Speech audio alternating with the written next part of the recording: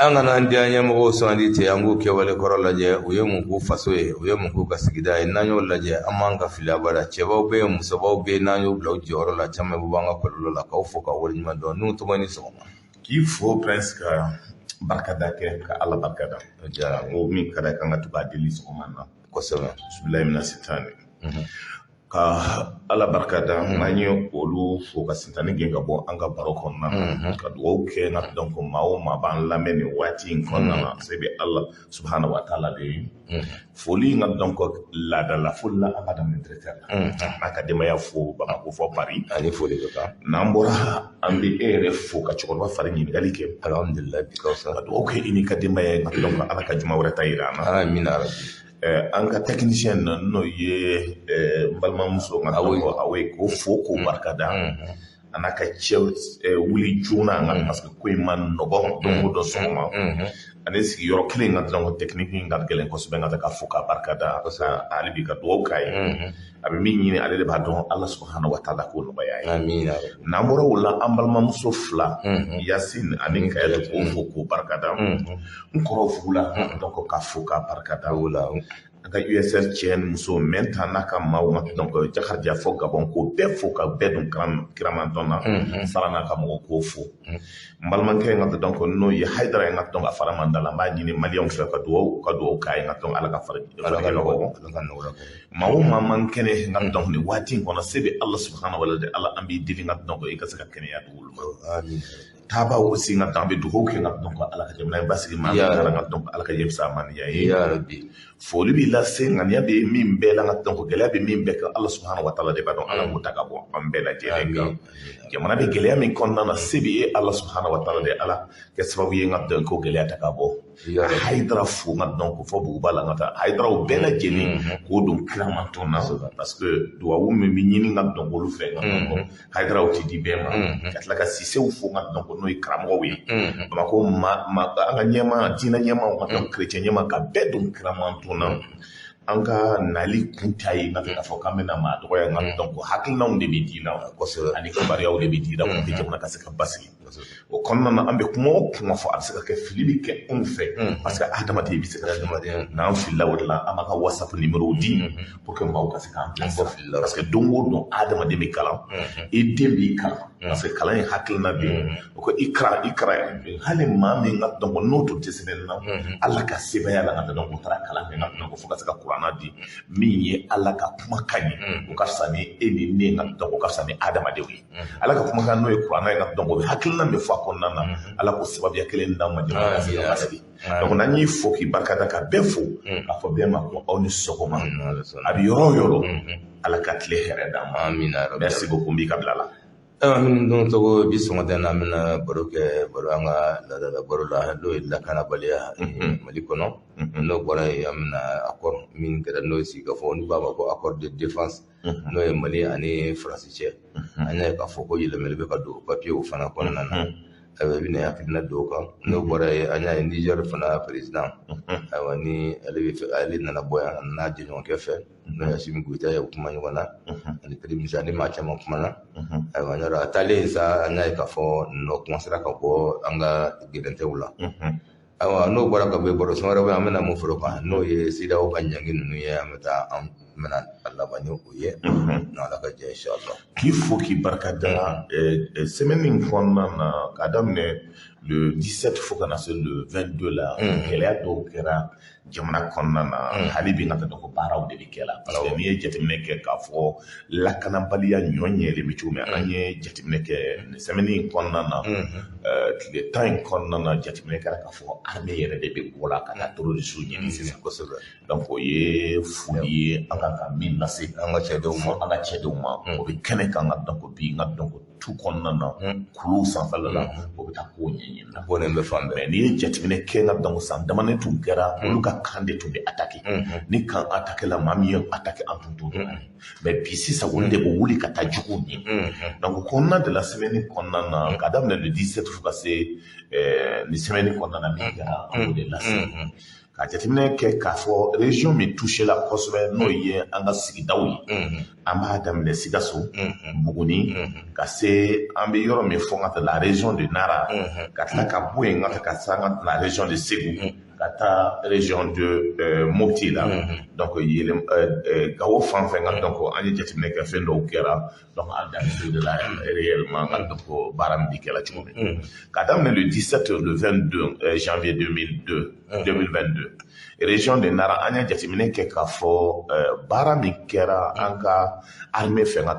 terroriste ka base min bɛ yen nka donc armée wulila nka ka taa yɔrɔ dɔw la ka baara daminɛ n'an b'a fɔ forêt de Lawulena nka donc o ye bamanandugu dɔ ye marakadugu dɔ ye ani Banikɔnajo dugu ninnu nka donc terroriste jateminɛ kɛra k'a fɔ an ka maaw wulilen nka ka taa Nara mara la o ye terroriste 28 olu de bɔnɛ o ni na u ka minɛnw ka dɔgɔ minɛna an ka dɔgɔ fɛn caman minɛna moto minɛna ani marifa dɔgɔ minɛna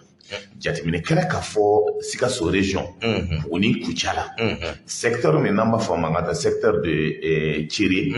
ani Tangela ani Dambereso ani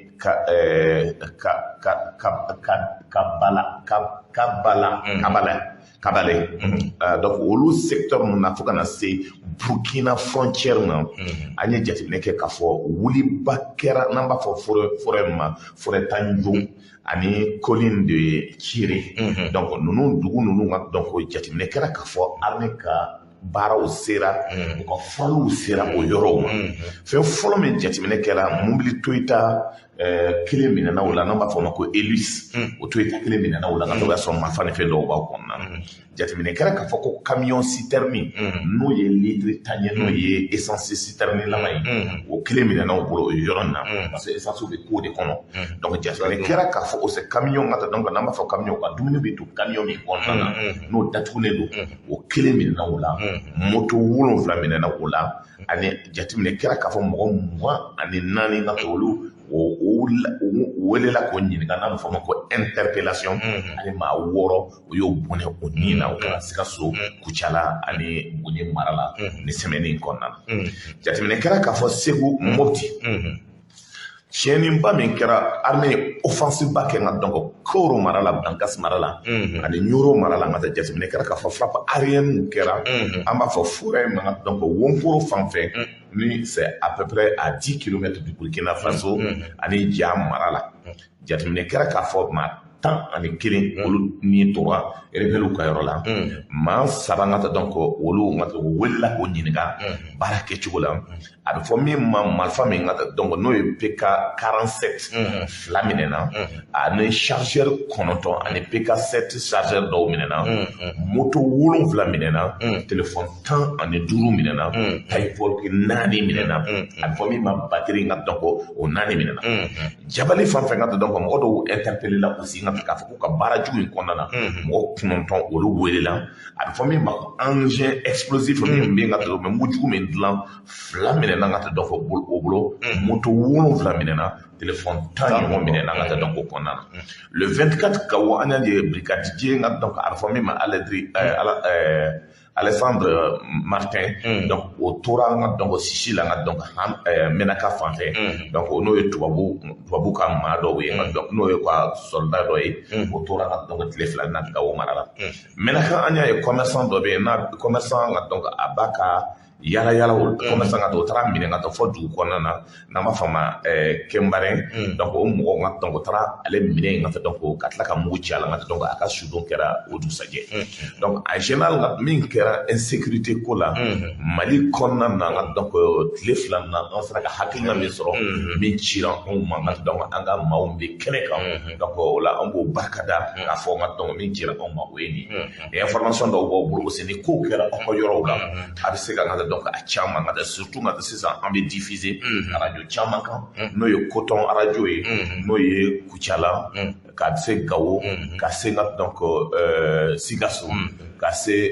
Burem donc ni yɔrɔ ninnu bɛɛ la sisan an ka information bɛ diffuser o de la donc ni information b'a bolo WhatsApp numéro b'a bolo n'o ye 76 32 76 00 a bɛ se ka kunnafoniw ci anw ma ni tiɲɛniw kɛra ani baara min kɛra aw ka région kɔnɔna na pour que an ka se k'a sɔrɔ nka a b'a sɛbɛn message la k'a ci donc vaccin min b'an bolo insécurité la k'e yɛrɛ fo k'i barika da ka kuma sɔrɔ k'a kuma tɔ ta. Ayiwa o diyara n ye o b'a yira k'a fɔ an n'an jɛɲɔgɔn minnu kɔni b'an fɛ yan bi an n'olu bɛ tɛgɛ di ɲɔgɔn ma na baara taabolo fanfɛla la an ka kuntena ye kelen ye olu kɔni nana kɛlɛ yɛrɛ de kama donc an fana b'a la sisan i n'a fɔ an yɛrɛ fɛ yan laɲini dɔrɔn an ko kɛlɛ ka kɛ kun kelen ye seba ka se ayiwa min tɛ fɛn yɛrɛ fana o ka pɛridi mɛ an y'a sisan k'a fɔ an ka mɔgɔw kɔni wulilen don u cɛsirilen don kosɛbɛ o b'a yira k'a fɔ an ka cɛdenw galaku kura donn'u la o b'a yira k'a fɔ minɛn kuraw b'u bolo ayiwa fɛn minnu tun b'u jɛ u y'o caman sɔrɔ sisan donc alhamdulilayi Dieu merci an ka fɔ ala ka nin kɛ lakana yɛrɛ kɔni ala k'o kɛ a ɲɔɲɛlen ye hali o yɛrɛ fana tɛ an y'a ye k'a fɔ an ka polisilakaw fana wulila nin kunun tile fila in kɔnɔna na u bɛna fɛngɛ dɔw daminɛ ko don kinw bɛɛ kɔnɔ ani yɔrɔ tuntan fɛn bɛ jamana in kɔnɔ ni bandimisɛnninw dogoyɔrɔ n'u fɛngɛ bɛ k'a yɔrɔ ninnu ye u bɛna wuli k'u sɛgɛrɛ a yɔrɔ ninnu bɛɛ la u y'a pati daminɛ ani ma fili commune de la y'a daminɛ fanfɛla de la mɛ u jiginna ko kɔ dɔw kɔnɔna na ani ba bolo fara yɔrɔ dɔw bɛ yen ani so labanbali dɔw bɛ yen u taara minɛnw labɔ a ka bon hakili ma maa min nana a bɛ taa fɔ maa 40 ni kɔ la maa 90 a maa 40 très bien bon fo kɔnɔna maa 90 donc très bien voilà a bɛ furali tɔ bɛ kɛ la ka taa musomisɛnninw b'a la ani ka taa bila denmisɛnnin murunun na mobiliw minɛn'u bolo ye moto caman baden de fana sɔrɔl'u bolo ye drogue min sɔrɔl'u bolo ye dan t'a la minɛn caman de minɛ la i hakili la k'u bɛ 6e na très bien ni mɔgɔ min ka moto tununa ou bien ni ka fɛn tununa i bɛ taa 6e arrondissement na i bɛ taa kunnafoni ta ye n'a sɔrɔ i ka moto t'a la an bɛ foli kɛ ka taa 6e arrondissement an b'a fɔ polisiw bɛ wuli ka jɔ min na n'ala sɔnna dɔgɔkun dɔ la tuguni u bɛna jigin dɔwɛrɛ yɔrɔ wɛrɛw fana quartier caman na yɔrɔ minnu bɛ yen ni bandiw ni yɛrɛ ni dogoyɔrɔw yɛrɛ don vraiment an b'u fo ko barika ni ma caman bɛ ka bɔ kosɛbɛ sisan denmisɛnninw ka bese t'a la ka mɔgɔw caron ka moto minnu na caman bɛ ka bɔ a la sisan polisiw fana wililen don u jɔyɔrɔ la donc an b'u fo ka continue n'o ye ayiwa an bɛ taa ni an ka kutuba ye halisa an bɛ taa ni an ka barosen filanan min ni u bɛ tali kɛ accord de défense min tun bɛ anw ni nanzara tubabuw cɛ baara in kɔnɔna na accord de défense an b'a jateminɛ ka donc faransi tile filanin nana donc gɛlɛya caman bɛ yen an b'a bɛɛ bila an ka donc da kan wuli kelen na surtout o kɔnɔna de la gɛlɛya min bɛ yen ka taa faransi na anw ni ɲɔgɔn cɛ ka donc accord de défense sen b'a la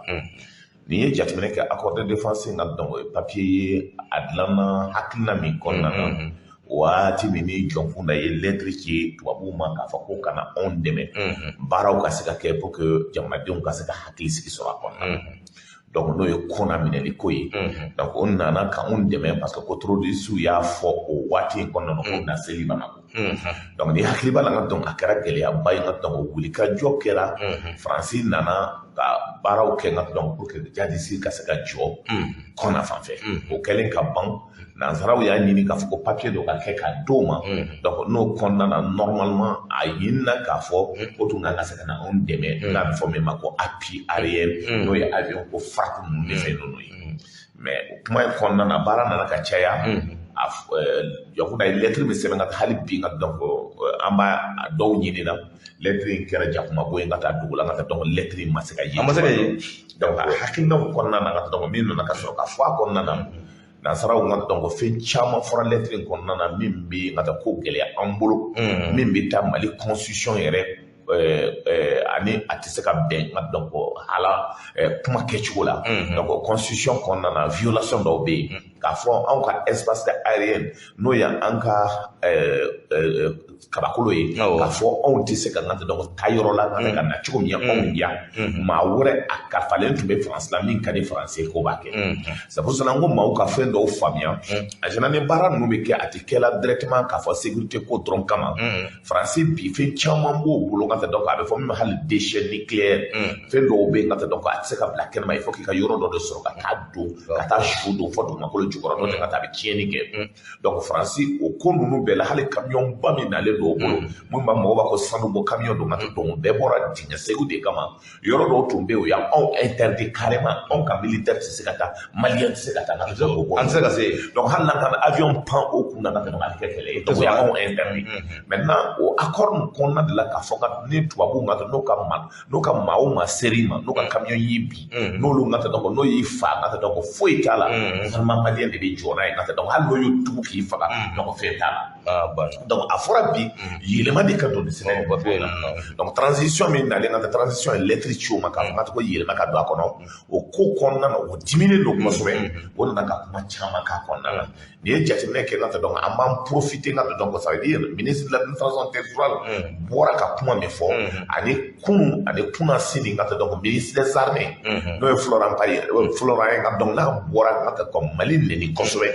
ka on jati ne ka fo ani mo mara baluwi ka ne ni chama ke au ministre des Affaires étrangères donc wula ngata donc aussi ka mali neni amba kuma be kala sisa ngata ka tla ka min ke ngata donc ça veut dire ministre de l'administration territoriale malienne no e mi fo porte-parole ayaka mara chuko fo chome ko on ye dabetigu ye on ye horonye an la marala ka nya ante ko ne ko donc mi do kana paniquer baram be kera o gele be na sécurité ko re kama no ye ngata donc danwa ye ngata unana an ka tuma koloka gouvernement ye min fo ye ngata ka fa ko se ka to o bara kera chuko be toujours ngata donc o konna na parce que des ans ngata donc tubabu ngata on nale ka fa ko be na tako bay o konna na o ya accord do semaine ka fa ko be se ka na mali konna na insécurité ko ina ko ska na kelenge ayira la ka fo ngata donc bara kera chuko mi o se ka na ngata désormais fo mali yere ngata o ni mali de ka discuter pour que ka donc o be na chuko mi o be na munde ke mali kono o be na kele jume de ke o be na ne mafa jume de o be na ne mine jume de o be na ne munde pour que anga soko be don na be no o bara konna na mali bisa ka autorisation doma pour ko kaskata wati konna takuba krele ngata ibrahim bouakar keta to me fangala albi ha shubi cheni kala kata o ibrahim bouakar keta kele ngata donc o shu ngata o lettre me ki o ma ka fa ko be seka na ngata ko bale mali mako bola o lettre no itanwa ma o ngata o ministre des affaires étrangères o lettre ki anga ministre des affaires étrangères man anga ministre des affaires étrangères ko o be ngata donc aka papier o ngata donc amba nyina kale ja o dronte ma wore ba konna na ngata donc no polo ni mo wore wi donc aba étudier la no ngata ka kala na tlala ngata donc na benamika ambo chi o ngata donc pour ka sigana mais o konna na france ya nyino fe ko ka minenta ko kana ka sɔrɔ ka dɔn an ma lɛtiri jaabi an ko ne ye maa wele k'i bɛna dɛmɛ kɛlɛ la a ka ale de kan ka fiyɛ i bɛ n dɛmɛ cogo ma o ye nin ye mais k'a fɔ i bɛ kɔɔri delitiw nata dɔn n'o ye kɔɔri delitiw ye ko parce que déjà Nations Unies mɔgɔw y'a fɛngɛ CEDEAO mɔgɔw y'a fɔ ko kɔɔri deliti ko a tɔgɔ o ka kɔɔri o ka commandement d'attente dɔ bɛ bila ka anw kɔnɔ ka dɔn pour ka se ka an ka dɔn transition gɛn ka bɔ yen donc n'aw ko k'aw bɛ na ni kɔɔri deliti ye an bɛ ɲininkali de kɛ kɔɔri deliti nakun ye jumɛn ye donc ni kɔɔri deliti don aw bɛ yan ɲinɛ y'a san 8 kɛlɛ bɛ kɛla an ka maaw fara an ka taa Banda mara la an ka maaw fara Koro mara la an ka maaw fara an ka taa Mopti dugu bɛ wuli ka taa dugu bɛ jeni ka ban anw ma deli k'aw ka kɔɔri deliti ye o ka taa ka jamanadenw bɔ kɛlɛ la aw dun ko aw nana ko c'est pour la protection de la société n'o ye jamanadenw ye ka taa jamana gasaw ka taa donc k'o t'o protéger aw ma deli ka maa kelen protéger o la et puis aw ko k'a kɔɔri deliti mɔgɔ 80 kɔ k'a b'olu bila ka na ka taa ko ka na Mali la o bɛ na mun de kɛ o bɛ na mun de kɛ donc gouvernement ko nka donc a y'an kɔnɔ ko an ma tila analyse la o ko non k'olu bɛ na o y'o ka minɛn ta ka tɛ ka na ka taa ka fɔ minɛ kan mais gouvernement ko aw bɛ na cogo min ko est ce que an y'a fɔ a ye k'aw ka na an ko nka an b'a étudier la ko non Faransi de y'a fɔ ko ka na ko n'o nana nka donc ko bɛ sɔrɔ la donc sur le plan international nka b'a fɔ maintenant min kɛra kɔnɔna na an ka Faransi l'arrogance nka donc ministre des affaires étrangères français avec le mépris et l'arrogance nka a ye min fɔ an k'o lamɛn n'an y'o lamɛn an bɛ sɔrɔ ka segin kuma kan parce que déjà il faut que Faransi k'a faamuya an t'o ka jɔn ye le moment où Allemagne bɛ taamana o mɔkɛw kan an de taara o libérer donc o kuma ka donc a k'a dɔn k'a fɔ ko dɔw bɛ yen ka taa an ti jɛnɛ ye an ka arrogant ye lamɛn. Le déploiement des forces danoises dans la force Takuba, alors que ce déploiement s'appuie sur une base juridique solide et a fait l'objet du consentement antérieur des autorités maliennes. C'est un nouveau signe de fuite en avant. Je voudrais dire ici, avec beaucoup de force, que cette junte est illégitime et qu'elle prend des mesures irresponsables. Donc, il y a des cas comme quoi gentil est illégitime, qu'il prend des décisions irresponsables. À quel niveau au lieu de légitimité dans ou des magagne ça va. Donc, l'arrogance et le mépris. Donc, on va pas quelque là, ni aller ou denke. Allez, nous devons Mali passeport là. Donc, Mali, il est là, on le contrat signé Mali fait. Donc, passeport on le bat là. Ni adi, alors or passeport milena ka bo canadien ngolo passeport tout ngata donc ça coûtait moins cher donc à dire nous avec l'arrogance avec le mépris donc Ibrahim Boubacar qui t'a gêné mais la commune ka dire nous avec le business moi je à ça de aller avec gêné donc les jatibé que on a ka o gêné avec le mépris et l'arrogance donc jatibé kera ka fa tellement au mo bonya donc avec ka kuma ka yede ka donc à ministre aussi on a ka kuma année bi ke ka donc avec kuma dit ministre de l'administration territoriale ndenke parce que ndemi do kata donc ça veut dire à la mona kanye donc avec mi fo kata donc amena ndenke la mais noye maïga ngolo ndenke do maïga kata le ministre de l'administration territoriale non ndendo kata parce que afa une terke kata ani para chama ke ñu ko fait afa kata donc attaché de défense tué au moins tu me avec fanga kondana akala du gouvernement. Monsieur le ministre, bonsoir. Bonsoir. Avec vous, la lecture d'une déclaration du gouvernement. C'est à vous, monsieur le ministre. Merci infiniment. Communiqué numéro 015 du gouvernement de la transition. Le gouvernement de la transition a lu avec surprise et consternation, suite à son communiqué numéro 014, diffusé du 24 janvier 2022, un message non approprié du ministre des Affaires étrangères danois. Le gouvernement malien a donc allé donc communiqué follow donc ministre danois ministre des Affaires étrangères c'est qu'il a communiqué sur les réseaux sociaux le lundi 25 janvier 2022 qui estime infondée la conclusion d'un accord entre la République du Mali et le Royaume du Danemark avant le déploiement des forces spéciales danoises sur notre territoire. Ako jateminɛ kɛra k'a fɔ ko olu ye hakilina min fɔ k'a fɔ ko baara kɛra cogo min ka dɔn ko o banna ka dɔn ko danuwaw ka don ko o ye fɛn min ka dɔn ko olu ma se ka jɛ n'a ye parce que France ministre des Affaires étrangères bɔra ka min fɔ ka fɔ ko baara in kɛra depuis fɔlɔ ka k'a fɔ ko baara kɛra cogo min k'a fɔ ka fɛn min don a tun baara kɛra ka ɲɛ kosɛbɛ olu ma na o yɛrɛ ye. Le message du ministre des Affaires étrangères danois appelle de la part du gouvernement de la transition les précisions suivantes. Par note verbale du 29 juin 2021.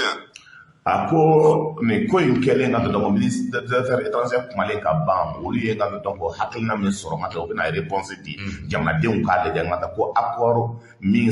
baara min kɛra ka donc olu bɛna ka donc hakilinaw de. Le gouvernement du Royaume du Danemark a saisi le gouvernement de la transition d'un projet de texte en vue de convenir du statut des forces spéciales danoises. Ko n'i ye jateminɛ kɛ ça veut dire olu ma kuma joona min na danuwaw ye papier dɔ bila ka na o ka force spéciale min kan ka na force spéciale ka baara ye min ye o ka hakilina ye min ye o baaraw kɛcogo ka donc k'o ye lettre min sɛbɛn ka donc a bɛ kuma o kan. Intervenir au sein de la force Takuba sur la base du protocole additionnel conclu en mars 2020 entre le gouvernement de la République du Mali et le gouvernement de la République française. Takuba dossier nye miye parce que a fora ko désormais maou makan kana force nous konnana Takuba ko ena gouvernement ine Mali de bi benka décision do signer au bara ne kera au protocole folo men kera donc min ganga fara au papier kan hakina bodeka déterminant le statut des détachements non français de la force Takuba. Dans cette note, la partie danoise avait souhaité recevoir un accusé de réception de la partie malienne pour marquer l'entrée en vigueur du texte soumis. En réponse, le gouvernement de la transition a, par note verbale du 16 novembre 2021, indiqué au gouvernement du Royaume du Danemark que sa requête est sous examen et qu'une suite lui sera communiquée dès que possible. ako ne jatina ke papier min bilala kana papier min de bi nga donc afra jamana o jamana ni bi na nga tako bala nga donc no ye force nga tani ti français bara min nga ke document mi cira kana nga do konna na wuli nga donc bara ke document kono le 16 danwa aya o lettre et réponse di danwa ma ka fo nga halibi ambe bara la aka papier ka amatlala donc konna na nantlala ne fe mi borala ambo nyefo. Par conséquent, le dit document reste toujours à l'état de projet. Aucun accord n'autorise le déploiement des forces spéciales danoises au sein de la force Takuba. Le gouvernement du Mali invite avec insistance la partie danoise à retirer immédiatement ses forces spéciales du territoire malien. Koni ye jateminɛ kɛ o kɔnɔna na donc document min hali bi n ka olu fɛ projet tɛ yen accord tɛ yen nka donc projet bɛ étude la nka donc o y'a f'o ye donc n'i ye jateminɛ kɛ o kɔnɔna na ça veut dire danuwaw ka groupe o ka force d'élite ti se ka na Mali kɔnɔ donc o b'a ɲini o kɔnɔna de la comme o bɛ Mali kɔnɔ o b'a ɲini o k'u ka minɛ n'u ka poste ni ka nafa ta ka bɔ Mali kɔnɔna na. ayiwa n'o tɔ Le gouvernement de la transition précise a ma ba fɔlɔ. que 3 autres pays européens, à savoir la Norvège, Norvège, le Portugal et la Hongrie, se trouvent actuellement, comme le Danemark, comme Danemark, en attente de la validation olu de yɛrɛ bɛ fɛ u ka document ka se ka accord min kɛra pour u ka se k'o par ɲɔgɔn les autorités maliennes. Mali kan ka o kɛ. Contrairement au Danemark, Contrairement au ces Danemark, pays n'ont procédé à aucun o déploiement jamana saba in ma maa si bila ka na spécial o ka force dans le spéciale cadre de l'opération Takuba. o ka Takuba kɔnɔna na. Le gouvernement, tout en réitérant à ses partenaires intervenant dans la lutte contre le terrorisme, gouvernement ko nka ma o bɛ bɛna terroriste kɛlɛ la. leur attention sur la nécessité du respect strict des termes des engagements convenus fɛn o fɛn bɛ kɛ papier o papier kan ka kɛ o kan ka dɔn an ka bɛn a kan de o ka sɔrɔ ka par kɛ les autorités maliennes o ni Mali autorité ma pour hakilina le min di déploiement sur le territoire national. pour que i ka sigi jamana kɔnɔna na o hakilina na ka bɛ bɔ gouvernement de la. Très aimable attention. Merci beaucoup, Monsieur le Ministre. Exceptionnellement, nous allons commenter à chaud un communiqué du gouvernement. Dites-nous, Monsieur le Ministre, après la lecture de ce communiqué, qu'il faut-il faire pour clore cet incident diplomatique? Kɛlɛ min kɛra o tɛ min muso bɛ ɲininkali kɛ ko mun kan ka kɛ pour que kɛlɛ in ka se ka ban. Au stade de l'incident diplomatique, c'est peut-être des incompréhensions entre le gouvernement du Mali. Ministre ko a hakila ko ani o ni France ma se ka ɲɔgɔn faamuya. Suite à la diffusion du communiqué numéro 014 du gouvernement de la transition, gouvernement communiqué min le kɛ 4 janvier 2022, n'o kɛra janvier kalo tile demandant mugan aux naani Danois de retirer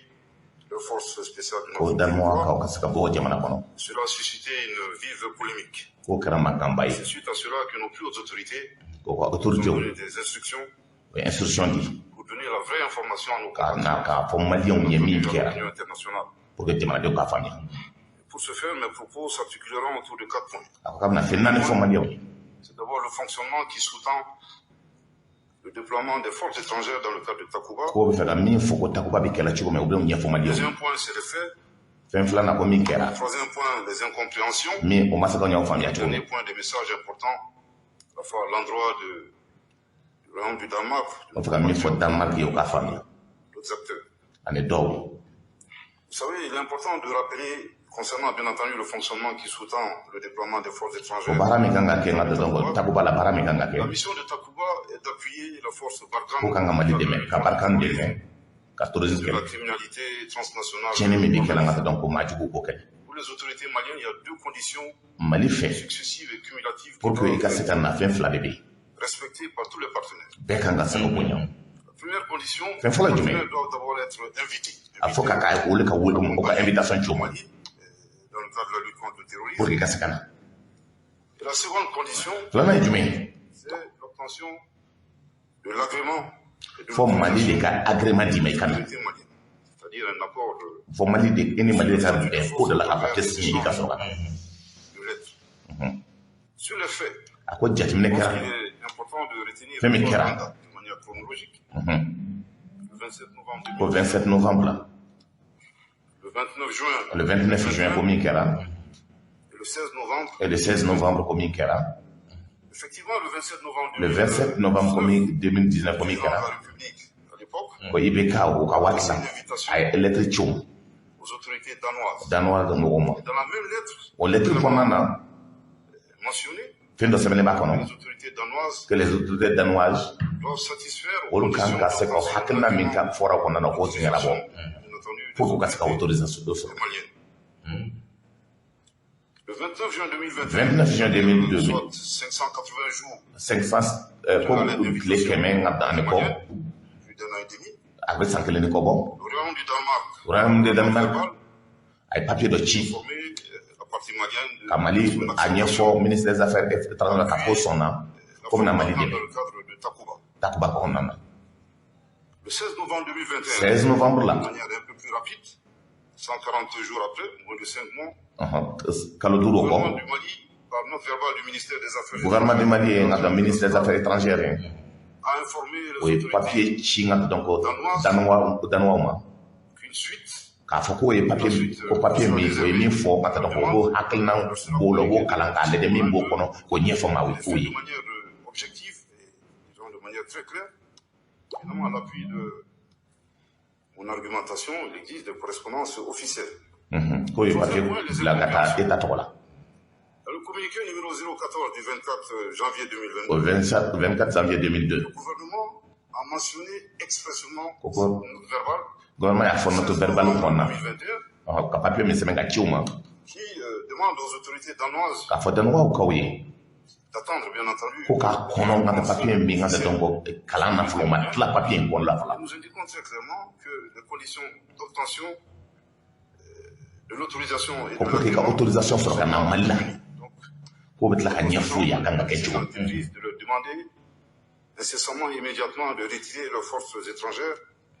de notre territoire. a fɔra ko maintenant o na mɔgɔ min bila ka na k'a sɔrɔ nin ko bɛɛ b'a dɔn ko ka mɔgɔ bɔ Mali kɔnɔ. Les autorités danoises, danois ye le ministre des Affaires étrangères, ka ministre des affaires étrangères a affirmé que le communiqué a bɔra ko communiqué min ko Mali ye communiqué min kɛ n ka taa ko communiqué lankolon le don fait que je viens de mentionner, o tiɲɛ t'a kɔnɔ. soutenu par des correspondances. Or nin bɛɛ ka papier de b'a kɔnɔna na papier in b'a yira ka mɔgɔw kunkolo ɲagami. Le plus important, c'est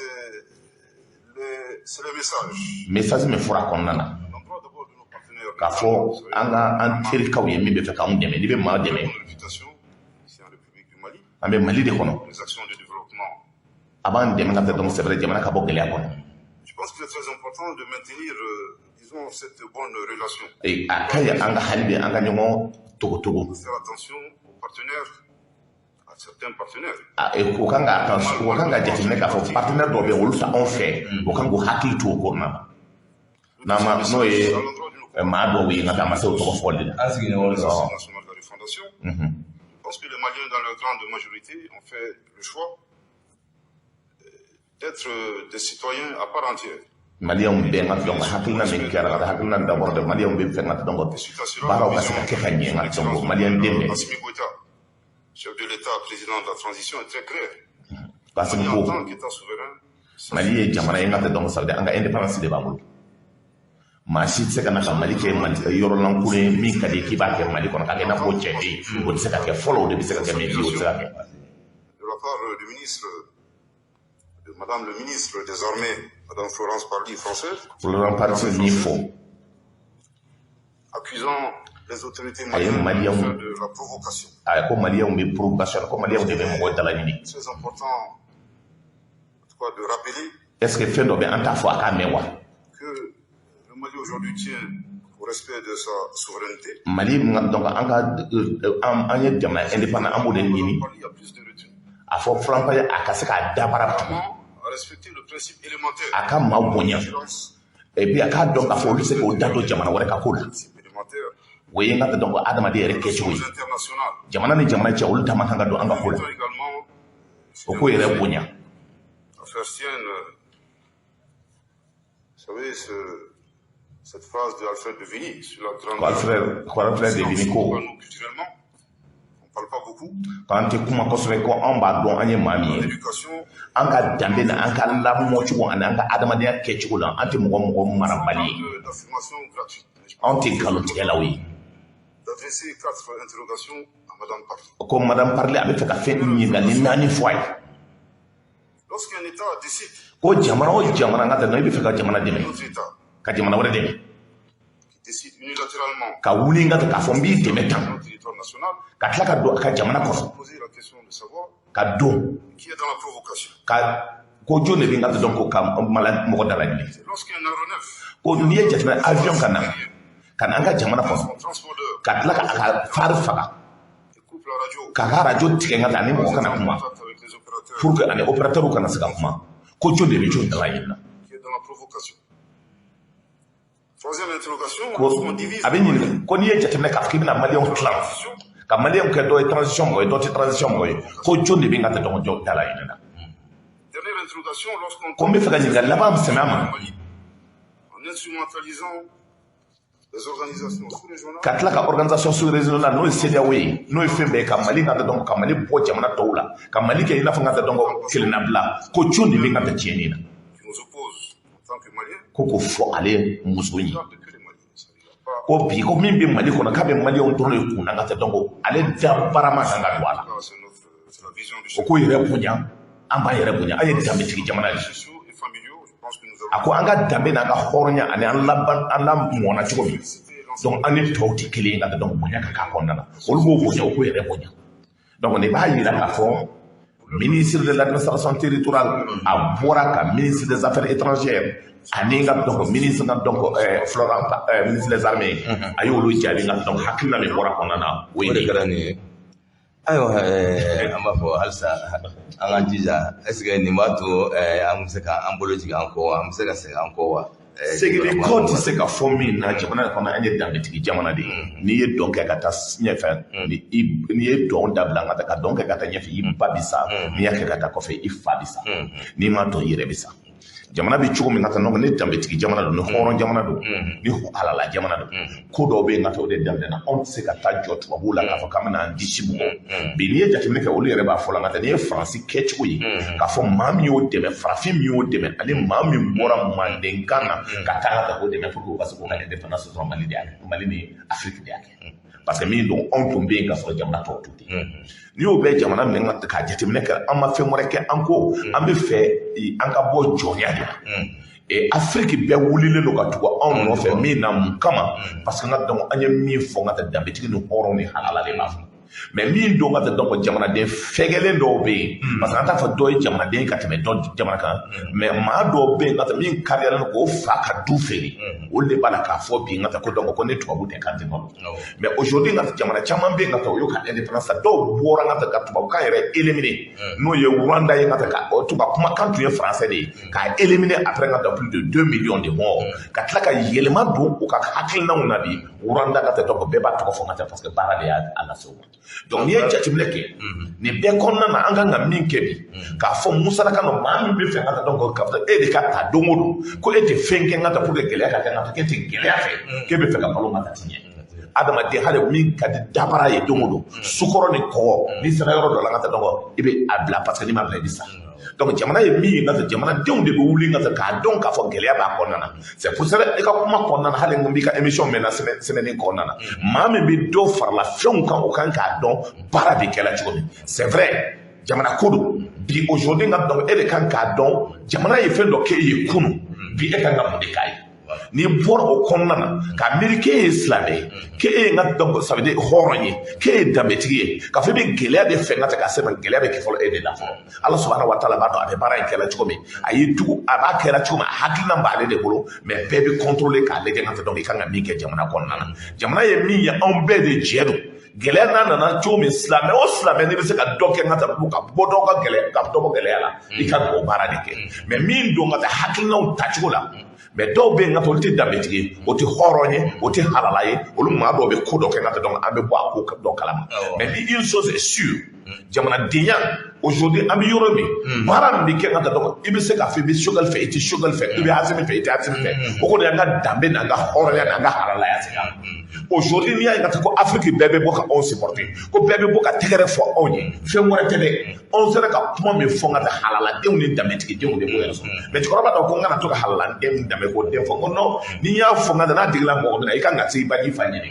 donc adamaden ka taa dɔn ko ça veut dire i yɛrɛ b'i yɛrɛ kɛ i fa n'i ba bɛ se k'i hɔrɔnya arziki dametige mais yere bi yere mo lan fulu donc no adama de sia no bora ka ko be jamana de labushi gele akera chugo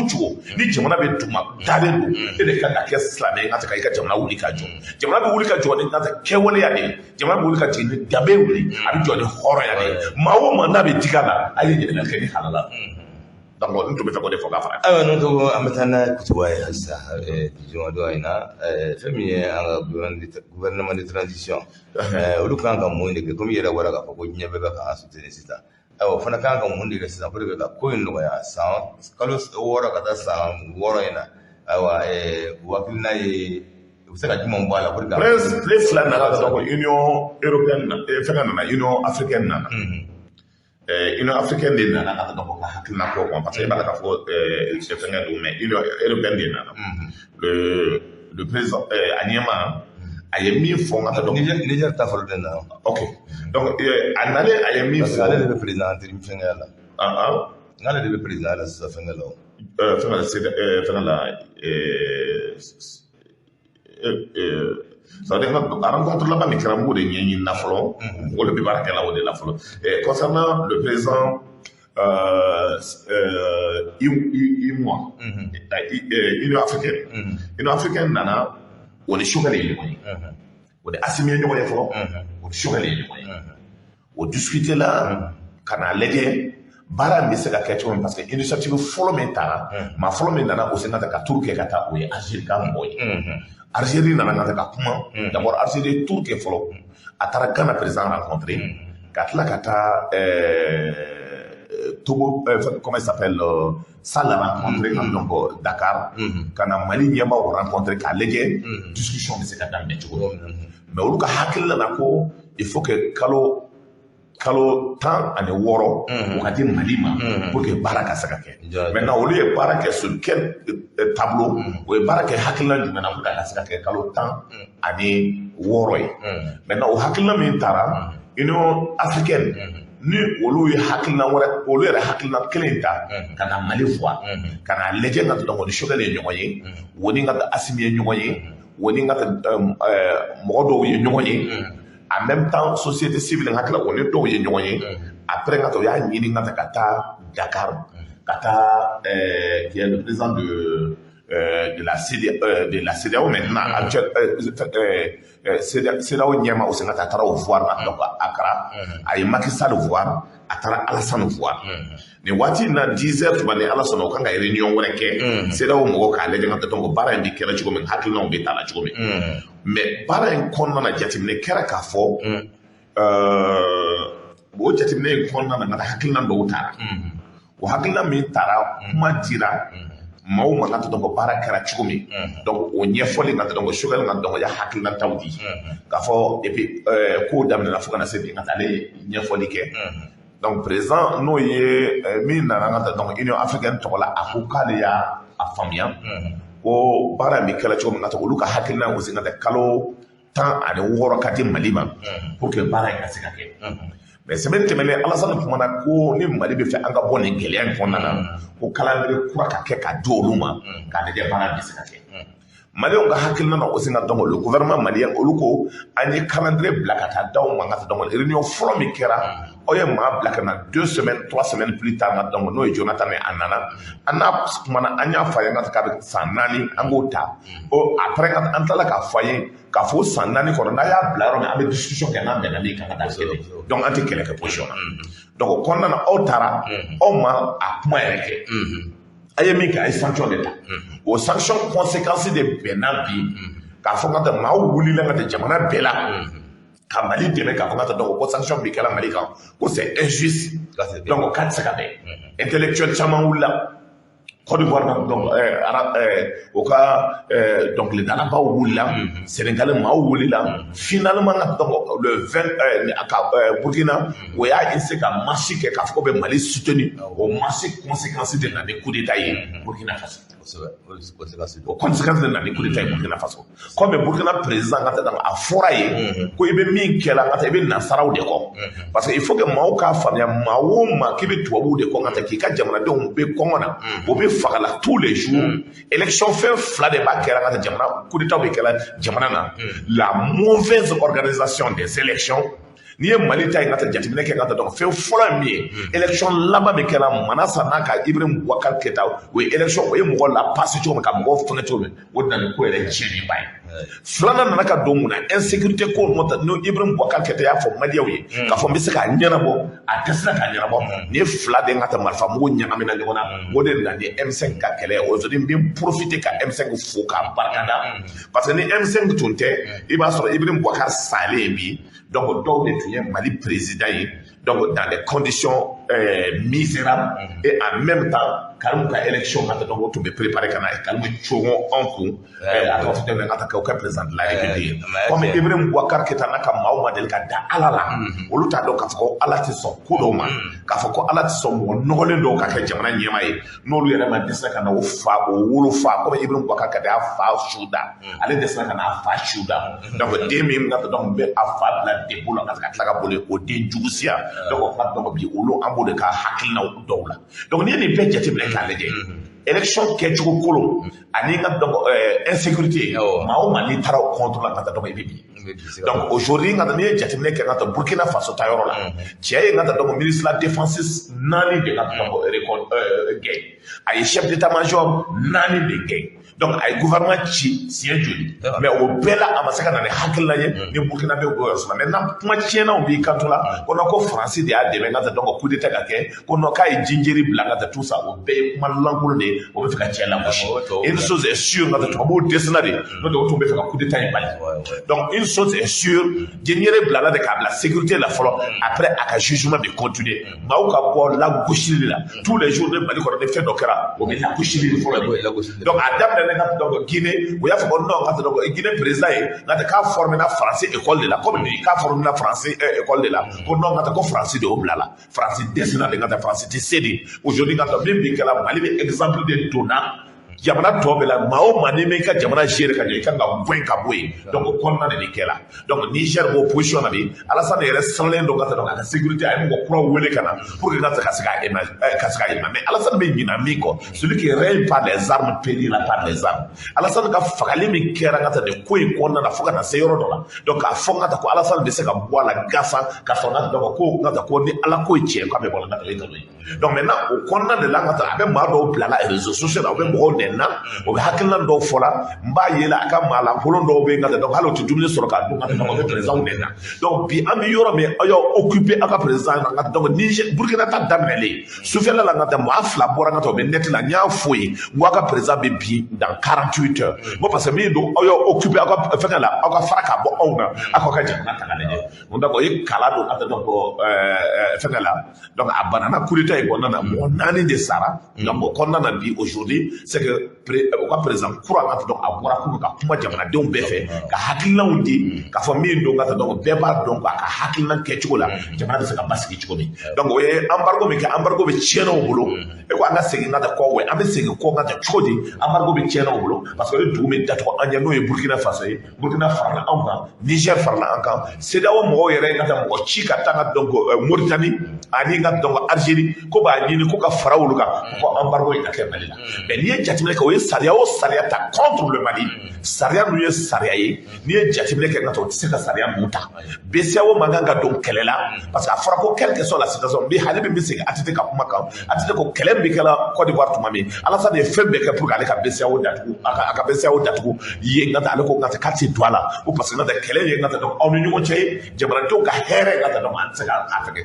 bi c'est vrai que kelia be o ya dabo de kama mais il y a on y ngata donc 2-3 semaines mais la damne embargo ko la parce que mi do o ya dabo de ngata dondoni pour que ngata gele ka se ka on soro sima mun kana se ka do Dominique ka se ka do donc o bara konna na o bakela mais sano ka ke ngata donc an nan continuer na Niger bibi Côte d'Ivoire bibi pour que baraka kay ni dongo don aussi ngata dongo Sénégal ni Macky Sall ye décision ta ka faka be 3e mandat ke bi ngata dongo min kera na analyse politique ke aka Dakar ngata dongo opposition de asro donc aka gagner o ba gagner fo wulu gay pour la saka bon ngata ba jana ko nana en gros aujourd'hui changement de folie do Maliens de wulle do Africains de wulle do ka fa yelema ka ke jamana ko nana o le kela donc c'est pour cela je profite de l'occasion anga Maliens de l'extérieur min paye baraka sur le plan national international ko foko barkada ka foye kabe parana tabe ko barado horon ko barado halala ya barado donc bisaka be foka fara ko we awa num to ganya ka fo la kele fara ko ni ale ko lo so sabu kada ka ya ka fo malita nyanga to ye tora min da an ku ne barko min siga an ku anya ka fo akolota le ka wi do fe ngamali dendo fana biya anya ka fo se ya ko ni nyanga li ko na ulu fana ka nyanga li danga nyanga li min na ma ka no e ka anga fon prita ku la ya c'est vrai que donc on a aussi de barawore ben 5 ans donc parti politique d'OB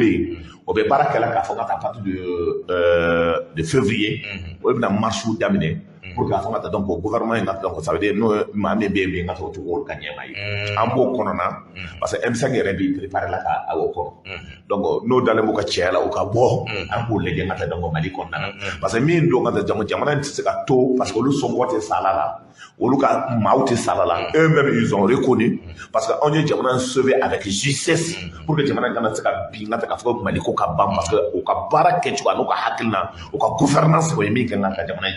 Kajamana Dandeba, Kanga Horania Bank, Kanga Halalaya do Galamana, Kam Malien Beke Girwi, Kam Mauka Nato Dabeti, Horania Bana, near Mauma Nisila Kuma Fenatona, he takes a report that Hakla even a word that Atido, not Dom Atido, Mami Manga Gitili, Obi Dili, Jamana. Donc jamana ngata ko tashibana wolu mo demande na flota min kadori jamana na flo otumba ke chobi oja fo ta bato ta ngata ka to jala ka fulimi ngata ko ira bola donc ni jamana me kera ngata donc armée ko nana war ba mi bébé o yo shwe chomi oja o dew do na kasola yo bo kasola mi profiter aussi na ka ba do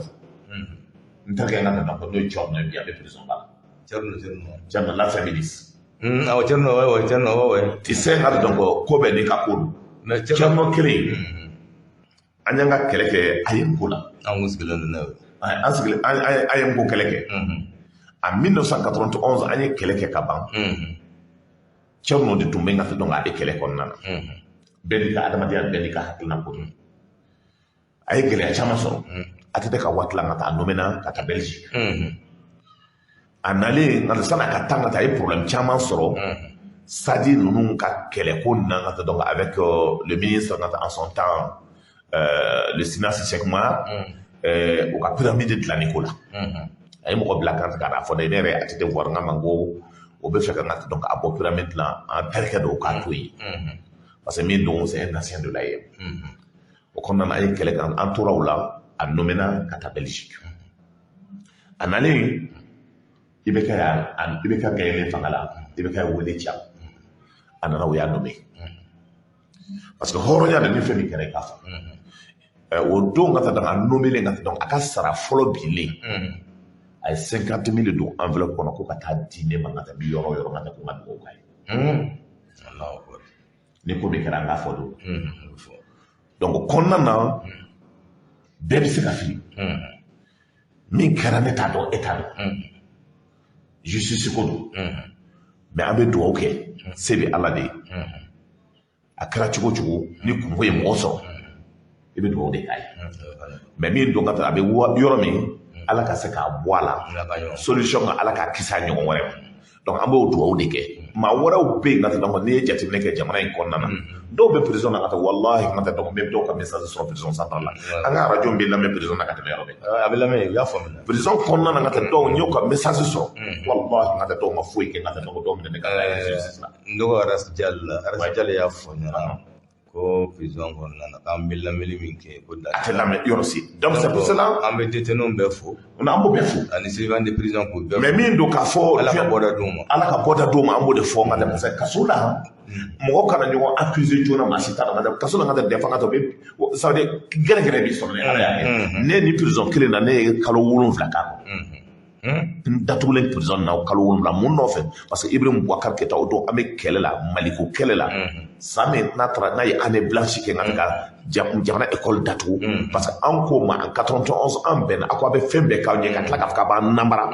Adema kɔrɔni jamana ci Adema o ye décision min ta au lieu de k'o yɛrɛ enrichi ka jamana ka taa bɔ gɛlɛya dɔ kɔnɔna na o Adema ye min kɛ ka taa n'o kɛlɛ kɔnɔ donc o donna fo ka taa an ka dugu la n'o ye Banga Sangata ka taa n ka taa donc ka meeting kan Adema y'o kɛ n ka taa donc ni Adema ka fɛn min donc n'i ye jateminɛ kɛ nin kɔnɔna na jateminɛ min bɛ kɛla prison na tuma dɔ i bɛ taa a bɛ kɛ leçon de ye mais min don Ala ka bɛn kisi Ala ka bɛn kisi parce que bi n ka taa donc i bɛ gɛlɛya dɔw sɔrɔ n ka taa i t'a dɔn i y'a sɔrɔ cogo di mais maa min bɛɛ bɛ gɛlɛya la an bɛ dugawu de k'aw ye n ka taa donc prison kɔnɔna na Ala ka bɔda di Ala ka fiɲɛ di n ka taa donc an b'o foli lase aw ma prison centrale kɔnɔ donc n b'i ka bila la. donc i bɛ ma don question kɔnɔna na wa. jumɛn kɔnɔ fɔlɔ. n y'a yɛrɛ la k'a fɔ n ko an y'a ye k'a fɔ kɔlɔlɔ. c'est vrai. I bɛ prix ko kuma na. bi jateminɛ kɛra k'a fɔ an tun y'an dalen don a la k'a fɔ prix bɛ yɛlɛma la cogo min ka taa gɛlɛya b'a kɔnɔna na. mais ni commerçant dɔw ɲininka olu kɔni na ka taa n'i ye jateminɛ kɛ ciment ko la ciment embargo ciment b'a la. mais Mali kan ka ciment dilan Mali min bɛ ciment dilan ka tɛmɛ Mali ka ciment dilan donc a ka dɔgɔ. or bi n'i ye jateminɛ kɛ kulu min b'an bolo ciment ko la a tɛ sous région na ka taa an ka ciment ka ɲi nin bɛɛ ka ɲi. mun de la jusqu'à présent maaw b'a fɔ k'olu ye waritigiw ye mɔgɔw b'a fɔ k'olu ye commerçants ye maaw b'a fɔ k'olu bɛ sebo ye mun de la gouvernement yɛrɛ ka politique kɔnɔna na mun de la ciment usine tɛ se ka dayɛlɛ anw bara ka caya. parce que min don an ka ciment tilankɛ bɛɛ bɛ bɔ Sénégal ciment min bɔ Mali kɔnɔ a ciment sɔngɔ ka ca ni Sénégal ta ye e bɛ se k'o faamuya cogo min na or fara don ka fara de bɛ ci c'est comme engrais phosphate min bɛ yen engrais min bɛ yen ka donc engrais an ka engrais ɲɔgɔn tɛ yan mais pourquoi ka donc jusqu'à présent Mali ka politique la Mali ka yecogo la a fɔ ka taa an tɛ se ka usine ninnu dayɛlɛ ka donc pour que baara ka se ka kala karo Mali karo ɲɔgɔn karo ɲɛnama tɛ yan. Siton tun bɛ karo in kɛ donc o kɔnɔna na Kayi mara la nin bala pour que baara tɛ se ka kɛ pour que l'État n'a pas une vision avec les commerçants avec l'international pour que baaraw ka se ka bɔ a la mais an ka fɛn bɛɛ fɔ an ka taa garibuya de kɛ ka bɔ kɛnɛma k'a fɔ ko nin usine ɲɛnama ye n ka taa jamana kɔnɔna na ka taa sukɔrɔ dilanyɔrɔ la n ka taa donc an ka sukɔrɔ min bɛ a ɲɔgɔn sukɔrɔ ɲɛnama tɛ en Afrique sukɔrɔ finman min sukɔrɔ bilenman ye dɔn sukɔrɔ bilenman ye n ka taa donc ça veut dire o ye sukɔrɔ teritelen États-Unis n ka taa donc faamaw de b'o mais bi an ka sukɔrɔ ninnu Burkinabéw ani Nigériens ka donc olu de bɛna sukɔrɔ san Malien yɛrɛ bɛ sukɔrɔ jɛman de fɛ ka sɔrɔ sukɔrɔ jɛman ye o ɲɔgɔn sukɔrɔ banabaatɔ tɛ min bɛ maa fa donc o kɔnɔna na aujourd'hui nka donc embargo gɛlɛya b'a kɔnɔna na mais bɛɛ yɛrɛ sukɔrɔ nka taa ne bɛ se ka dɔ bɔ sukɔrɔ dunni na o ka fisa ka tɛmɛ fɛn bɛɛ kan pour la santé mais bi gɛlɛya min bɛ yen ka taa sugu kɔnɔna na fɛn fɔlɔ bɛ kɛra maaw caman minɛna maaw minɛna nka taa donc ko non nka taa ko gɛlɛya min bɛ kɛ la grossistes de b'a kɛ la mais kunun nka taa donc réunion min kɛra ministère de commerce là avec Moribo Nounou comment il s'appelle CDCM avec tous les autres ani sukala mɔgɔw o y'a promis k'a fɔ ka taa sukura ka taa production bɛ se ka k'a la sukura bɛ se ka kɛ ka taa fo ka na se ka feere 100 donc ani nka taa donc dɔw kan ka don sukɔrɔ dɔw kan ka don bateau dɔw kan ka se ka taa sukɔrɔ ko solution ka sɔrɔ a mais dɔw yɛrɛ y'a ɲini ka taa k'o ye sukɔrɔ feere dabila ka taa k'o tɛ nafa sɔrɔ a kɔnɔna na donc nin bɛɛ baara min bɛ kɛla cogo min à l'interne dɔw bilalen don ka fɛnw saboter mais il est important que les gens se ressaisissent rapidement mais dossier dɔw bɛ tribunal la ka taa baara min bɛ kɛla cogo min pour que donc dɔ ka se ka fara fɛn ninnu sɔngɔ kan il est important que Malien bɛɛ de ka jɔ ni crise bɛ yen pour que bɛɛ ka se ka baara kɛ ka situation ka se ka se ka gɛlɛya ka bɔ situation kɔnɔna na pour que jamanadenw ka se ka hɛrɛ. an y'a ko mɔgɔ caman kɔni minɛlen don. dɔw minɛlen don fɔlɔ. ayiwa k'a lajɛ parce que gɛlɛya de ka di malidenw fana ye waati dɔw bɛ kɛ dɔrɔn maliden dɔw fana bɛ yen et puis n'i y'a jateminɛ siya wɛrɛ mɔgɔ wɛrɛw tɛ dɛ minnu ko ye silamɛw ye olu de bɛ nin fɛn sugu ninnu fana kɛ. i ye min fɔ tiɲɛ don. olu de bɛ nin gɛlɛya sugu ta. tiɲɛ don. parce que CEDEAO ye gɛrɛtɛ bin don min na n'a fɔra sufɛla fɛ an y'a mɛn a fɔra yɔrɔ min na dɔrɔn o dugusɛjɛ bɛɛ dɔw y'u ka stock mara sɔgɔma. dɔw tilala ka boli ka taa essence hali station na ko ka essence ta. u ye da sɔgɔ k'a la. dɔw bolila ka taa banque la ko bɛ taa wariw ta. n'o tɛ wari bateau la. donc ça c'est des choses. an kana gɛlɛya ta k'a fɔ. an kana gɛlɛya ta k'a fɔ ka Malien. ayiwa n'u i fana bɔra ka fɛn dɔ fɔ sisan ko dɔw ko k'u bɛ marché ko le 17 février. ko à partir du février nka tɛ ko ni élection ma kɛ pour eux nka tɛ donc transition tɛ yen. olu bɛ bɔ mun na. k'olu bɛ bɔ kan tɛ parce que déjà nka tɛ olu fɛn nka tɛ donc a tɔgɔ fanga ka ta ka di nka tɛ donc autorité civile ma. olu tɛ se ma Mali ko la est ce que Mali bɛna dun Mali k'a mara tuguni est ce que Malidenw bɛna jɛ n'a ye. olu kunkolo affiché la Mali kɛra nka. ne kɔni hakili la maa o maa y'i ban ka taa assise la bi Malien kan ka donc kɔ dugu la parce que pour moi an ka tɛ jamanaden ɲɛnamaw tɛ. ayi u yɛrɛ k'a don u kunna. u tɛ se ka malidenw tɛna u ta tuguni parce que malidenw ɲugun'u la u ye mara tiɲɛ u ye Ibrahim Boubacar ka fanga de tiɲɛ mais o de talen digilen d'u la wa n ko e ka cɛ yɛrɛ taara Ibrahim ka su dɔ la ko yan wɛni dɔw yɛrɛ ye sogo ye i b'a fɔ k'olu yɛrɛ n ko ye dɔw yɛrɛ kɛ e ka jamuji man kɛ ye dɔw yɛrɛ kumana yali u tɛ se ka e bɛ su dɔ yɔrɔ la ka taa e bɛ taa critique kɛ ka taa dɔn e yɛrɛ ka taa Ibrahim Boubacar kɛlɛba ye o ko ne ma ko cogo k'i tɛ taa su dɔ yɔrɔ la n k'a taara Atete ka su dɔ yɔrɔ la n'a taara Soumaïla ka su dɔ yɔrɔ la n ko bɛ taa Mutala ka su dɔ yɔrɔ la i b'a dɔn mɔgɔ 10 yɛrɛ de y'a su mɔgɔ 10 hali Fatiya ma taa non do Fatiya bɛ kuma de fiɲɛ fɛ mɔgɔ 10 de y'a su i ɲɛ bɛ n ka dɔn sɔlabaya ninnu bɛ dabaya ni fɛnw bɛɛ la ka su donna ka sɔrɔ olu t'a kalama ye maa min y'a don a ma tɛmɛ mɔgɔ 10 kan maaw sigilen don a den terikɛ ni fɛnw ka taa dɔn o tun ye min kɛ ka taa ko mɔgɔ caman man kan ka dɔn su kan a ma tɛmɛ mɔgɔ 10 kan ka tɛmɛ min su Ala ka hinɛ a la o don maintenant an t'a dɔn n'a donna yan n'a ma don yan parce que comme bɛ secte caman Ala ka yafa k'an ma nka fɛn fɛn mana Ibrahim Boubacar sɔrɔ a yɛrɛ y'a ka ɲini ko ala yɛrɛ tɛ dɛ minnu y'a danaya da minnu kan ne ma fɛn kelen faamuya ka taa su dɔn ko la ka taa dɔn anw fɛ ko ne ma fɛn faamuya su dɔn ko in na mais min don komi a kɛra ka ban ka taa an laban bɛna se a ma ka taa dans les jours à venir an bɛ dugawu kɛ yan bi an b'a jɔ yan ala ka dɔrɔn ala ka hinɛ la nka minnu ye fɛn kɛ sisan ma dɛ olu de bɛ yen bi u kan ka ɲininka u bɛɛ bɛ ɲininka sini parce que a ye danaya de dɔn k'u kana u ka faso baara u y'a janfa de u ka janfa de ne yɛrɛ b'a dɔn nin ko ninnu bɛ se ka kɛ to mais u yɛrɛ hali u tɛ mun na ka nin kuma ninnu yɛrɛ fɔ quoi c'est grave hein c'est grave aw fa jamana dɔw de y'u joli bɔ ka Mali kɛ tan dɔw de y'u nin de ka Mali ta dɔw bolo nafolo de taara ka jamana in kɛ tan mais o turu nana se aw ma tiɲɛli kɛra wolo a y'aw seko de kɛ ala y'aw seko kɛ tiɲɛli de ye o donc a y'aw lafiya n'aw bɔra yen mɔgɔ m'aw ni mɔgɔ m'aw gosi mɔgɔ tɛnaw ye mɔgɔ tɛnaw gosi k'aw ye tiɲɛli min kɛ aw k'aw sen bɔ a la mais aw girinko ka bɔ nɔrɔ la dɛ Mali tɛ sɔn nin ma dɛ Mali bɛ taabolo min ka Mali taabolo aw de y'a tiɲɛ cɛkɔrɔba ye danaya ta k'a da aw kan cɛkɔrɔba y'aw wele k'aw ka n'a dɛmɛ aw dɛsɛra san kelen kɔnɔ minisiri joli premier ministre joli taara o y'a fɔ cɛkɔrɔba ka yɔrɔ bɛ ka ɲi aw ye cɛkɔrɔba traumatisé n'aw ka dabali jugu ye ka cɛkɔrɔba la ta sisan bɛna aw n'aw jɔ aw bɛ bɔ ka Mali ayiwa an bɛ yan tribunal justice fana bɛ yan justice ni mɔgɔ min ko k'i bɛ Mali turubilen yan la justice est là on a confiance dans notre justice Mali sariya tɛna mɔgɔ si to yen k'i ka Mali terikɛ k'i b'a k'i sago ye an dalen b'an ka justice la bi an b'u kɔ sen an dalen don la fana donc an ka taa n'an ka baro ye numu togo e ko waati tɔ ka ca tuguni waati tɔ tora donc à peu près an bɛ téléphone di mɔgɔ 3 ɲɔgɔn ma n'i b'a fɛ ka awoyi ni maa bɛ yen min bɛ fɛ ka don an bɛ téléphone d'o ma allo salamu aleykum tɔgɔ ni jamu i b'a wele ka bɔ min Abdramane Traoré oui o diyara n ye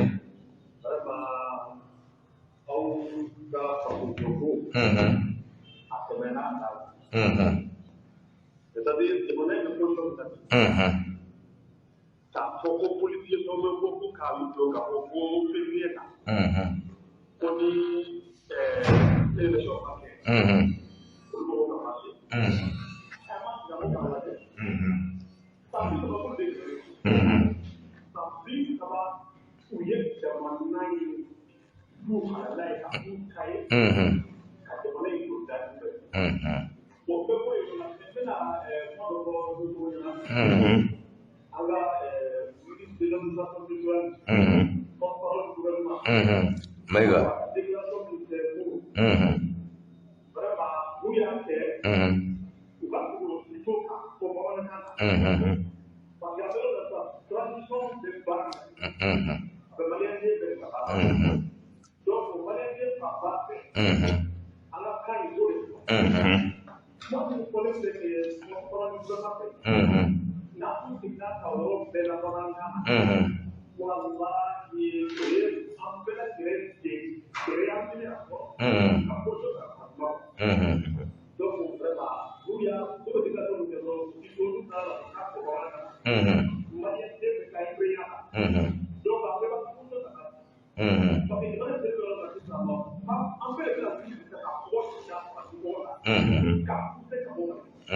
merci beaucoup merci an bɛ fɔ Amina Bango allo Amina Assalamu alaikum wa rahmatullahi wa barakatuh. Wa alaikum salam wa rahmatullah. Kumbe ndo wake nu ndo kufuka kani faso jo amina be fani baw be fo ka bela jere fo ala ka juma chama irana amina rabbi kata sibla ka anga mo hono fatura ni duna mo fatura mali kula soro la fi fara civil ka ala ka hinu bela jere amina rabbi allah ka logo ere fo ka tete fo ka smaya tete na ka famille fele fo ngu bela jere fo ala ka hera ka bela jere amina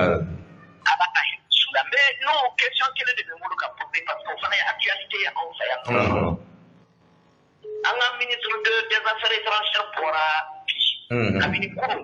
aba kumala ya soman la fela ka intervention de la France radio de Kakwa aya partenaire européen ni partenaire africain be contacter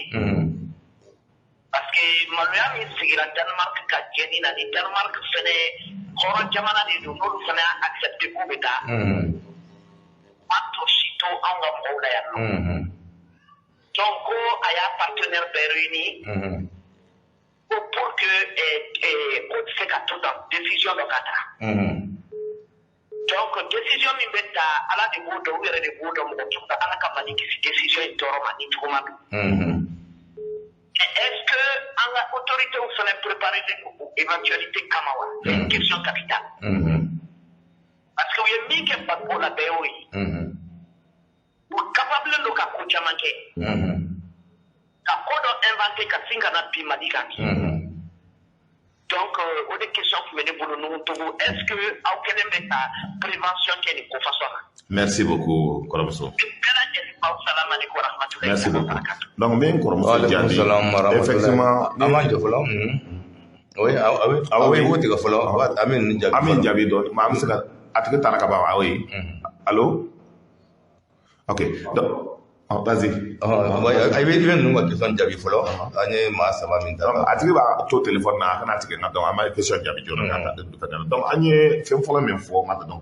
gouvernement ni porte-parole du gouvernement ko ale be wodo mais en général na donc min ganga ke ama foué na effectivement ni hali olu yere ma se gat ke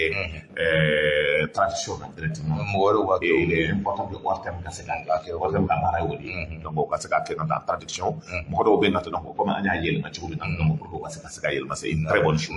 mais jati meke ma sugar national na tla la ayre de bi ngat donc ka kuma kan kan ka nye fo ngat donc an babara na mboro kon na ngat donc amina e mi fo effectivement disposition talé do parce que au delà français tu me fait ka min ke ngat donc mi kera libila to ko nyone ka ona nations unies na ka décision dans ka frappe que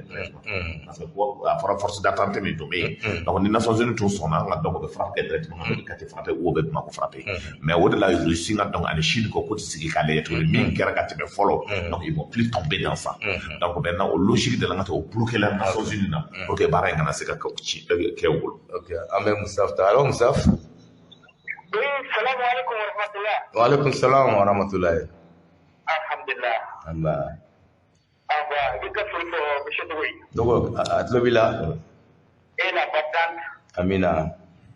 et général Bougoula atlobila d'accord moi je pense très bien que anga ministre Boraka mami ko anga porte-parole Boraka mami ko ne demana para ko awo parce que faut que tu mimbe bela de l'équateur il faut pas que anga kuma ni ce métier qui souffre de la mégalomanie et de la pétomanie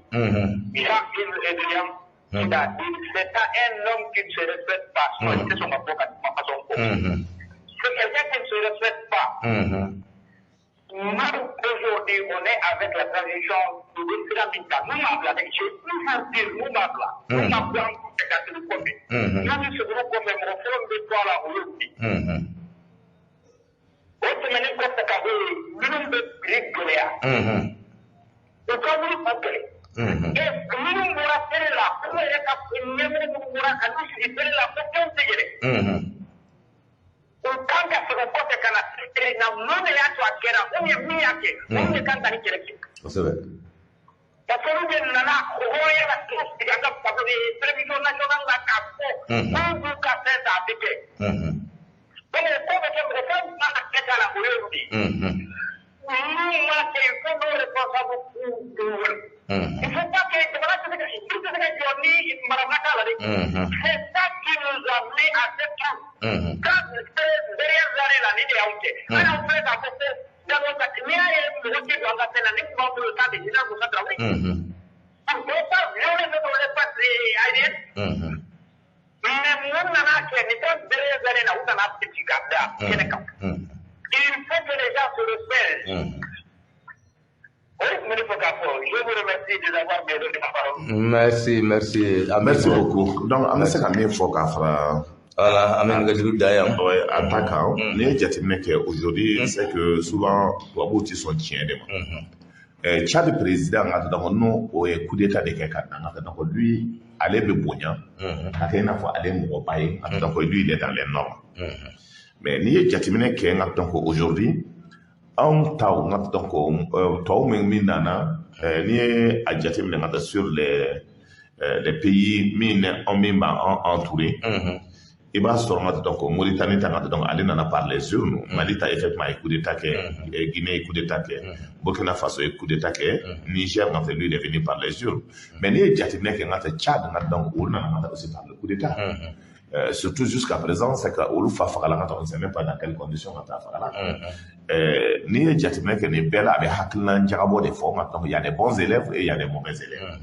Parce qu'on y a coup de Kéna, donc toi, vous te sommina. K'a fɔ an bɛ danbe ko kuma ni hɔrɔnya ko kuma fɔ n'olu ko a ka bila yɔrɔ min na donc an ka président bɛ wele k'a fɔ o bɛ convoqué par Macron n'o y'o den k'a fɔ ko ka wuli ka taa an ka donc o bɛ taa ou ni tubabu ye fɛn fɔ an ka donc on n'a pas le courage k'a fɔ an ka donc o de ti tiɲɛ donc aujourd'hui c'est que jeune min nana an ka taa fɛn damanen don a bɛ gɛlɛya de nka donc c'est pour cela l'Afrique nous soutient honneur ni dignité ko ani hɔrɔnya nka donc an y'o de bila ɲɛfɛ k'a fɔ kɛlɛ min bɛ kɛla Mali ko kɛlɛ don nka donc mɔgɔ ko kɛlɛ tɛ donc o kɔnɔna de la nka tout le monde doit être fidèle k'a fɔ an ka jamana ko don mais ni tigi jamana de yengante donc comme hymne national y'a fɔ cogo min si tu es l'ennemi dedans et donc ou l'ennemi dehors a bɛɛ bɛ considérer donc comme l'ennemi de façon globale et quand on a traité cogo min quand on a traité ten parce que jamana bɛ position min kɔnɔna na aujourd'hui il faut faire extrêmement attention donc min don a diyara a ma diya n ye ni jamana binna n ka donc a bɛna bɛɛ de bolo donc il est important an ka se k'a fɔ donc à chaque malien doit se considérer comme soldat donc an bɛ foli lase n ka donc mɔgɔ b'an lamɛn comme il nous reste quelques minutes donc an bɛ se ka an ka musokɔrɔbaw fo il reste 9 minutes Bafata Traoré, Madame Maïga, Maïmouna Diallo, an b'a fɔ an bɛ ɲina honorable Madame Danyogo Nya Dansira a ka an bɛ tile 40 dafa fɔlɔ tile 40 dafa fɔlɔ ka baara foli ka ta k'a di Falen Kulubali an bɛ bɛɛ lajɛlen fɔ ka bɛɛ lajɛlen waleɲuman dɔn